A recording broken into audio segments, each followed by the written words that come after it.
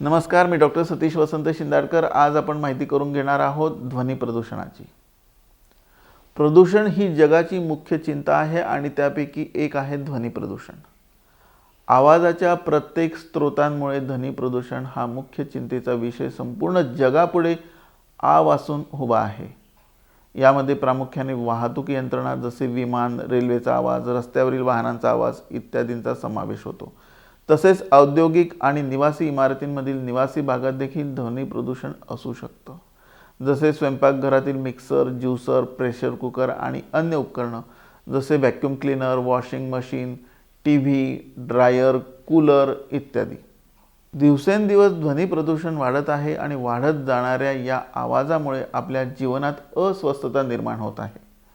काही व्यक्तींना या आवाजाची सवय होते, परंतु सततच्या आवाजामुळे त्यांच्या ऐकण्याच्या शक्तीवर विपरीत परिणाम होतो।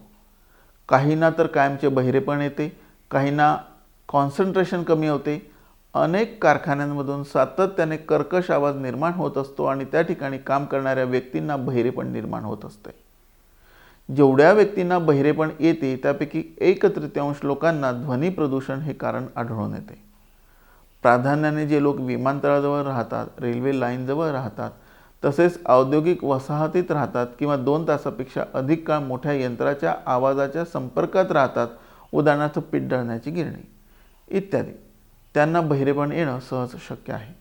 जे ध्वनी ऐकायला मधुर वाटतात अशा शांत ध्वनीमुळे मनाची एकाग्रता व प्रसन्नता वाढते।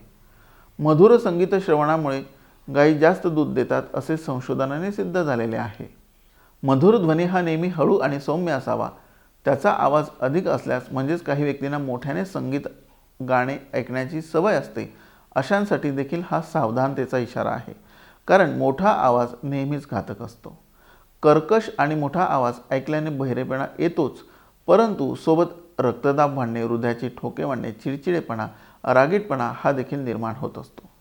घरातील होम थिएटर, चित्रपटगृह, धार्मिक, सामाजिक, सांस्कृतिक उत्सवात डीजे इत्यादी ध्वनी प्रदूषक मनुष्यामध्ये मानसिक स्वास्थ्य बिघडवण्यास, चिडखोरपणा वाढवण्यास कारणीभूत असतात। तसेच निद्रानाश, अपचन, दुर्बलता निर्माण करीत असतात। ज्या व्यक्तींना ध्वनी प्रदूषणाचा उपाययोजना करायच्या आहेत त्यांनी प्रामुख्याने आपला रहिवास औद्योगिक वसाहतीपासून दूर, तसेच विमानतळ किंवा रेल्वे लाईनपासून दूर ठेवावा। ध्वनी प्रदूषणाच्या ठिकाणी आपला रहिवास असल्यास ध्वनी शोषित पदार्थांचे आवरण भिंतींना घालावे। सतत अधिक आवाज किंवा कर्कश आवाजात काम करणाऱ्या कामगारांनी कानासाठी विशिष्ट गोळे लावावेत, म्हणजेच ध्वनी प्रदूषणाचा आघात कमीत कमी होईल।